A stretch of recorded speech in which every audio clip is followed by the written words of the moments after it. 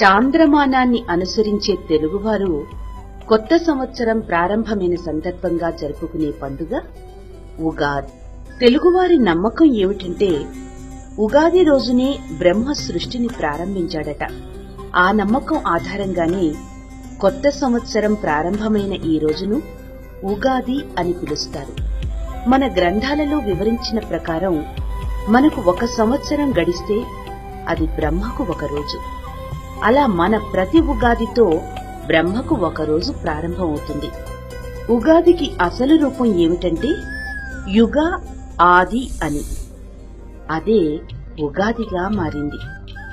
ఇదే విషయానికి పురాణాలలో ఉన్న గాథ ఏమిటి అంటే, సోమకాసురుడు అనే రాక్షసుడు బ్రహ్మ వద్ద నుంచి వేదాలు దొంగిలించి సముద్రంలో దాక్కున్నప్పుడు విష్ణుమూర్తి మత్స్యావతారం ఎత్తి ఆ రాక్షసుణ్ణి సంహరించి వేదాలను బ్రహ్మకు అప్పగించింది చైత్ర శుద్ధ పాడ్యమి రోజేనట.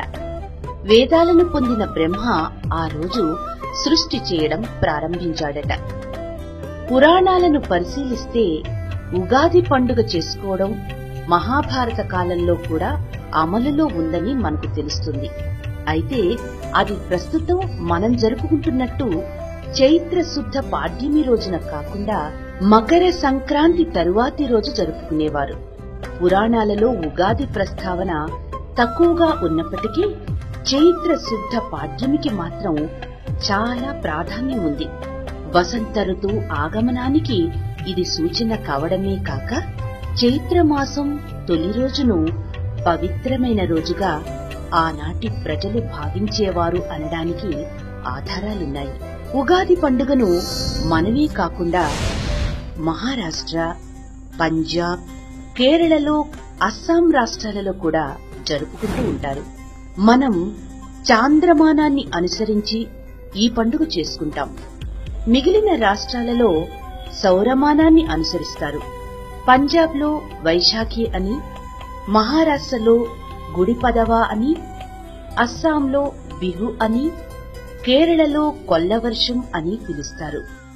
ఉగాది రోజు మనం ఏం చేస్తాం అంటే తలంటి పోసుకుంటాం. కొత్త బట్టలు కట్టుకుని ఇల్లు శుభ్రం చేసి అందంగా అలంకరించి మామిడి తోరణాలు కడతాం. వేపూత పచ్చడి తిని పంచాంగ శ్రవణం చేస్తాం.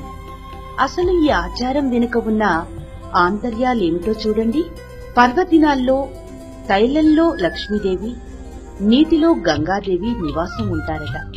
అందుకని ఆ రోజుల్లో తలకి నూనె రాసుకుని తలపై స్నానం చేస్తే లక్ష్మీ గంగామాతల అనుగ్రహం పొందుతామని పెద్దలు చెప్తారు. వేపపూత, చింతపండు, మామిడి ముక్కలు, ఉప్పు, పంచదార వంటి పదార్థాలతో చేసిన 6 రుచులు కలిసిన ఉగాది పచ్చడి తింటాం ఆ రోజు. ఉగాది రోజు ఆ సంవత్సరంలో జరిగే ముఖ్యమైన సంఘటనలను జ్యోతిష్ శాస్త్రం ఆధారంగా వివరించే పంచాంగ శ్రవణం చేస్తాం. పంచాంగ శ్రవణం శుభదాయకం అని భావిస్తారు. తిథి, వార, నక్షత్ర, యోగ కరణాలు అనే 5 వివరించేదే పంచాంగం. వసంత ఋతువు అంటే కవులకు ఎంతో ఇష్టం. ఎందరో కవులు వసంత ఋతువు మీద ఎన్నో కవితలు రాశారు. వారిలో దాగున్న కవితా శక్తిని గుర్తు చేసుకుంటూ ఈనాటి కవులు ఒకచోట చేరి తాము రాసిన కవితలను వినిపిస్తూ ఉంటారు. దీనిని కవి సమ్మేళనం అంటారు.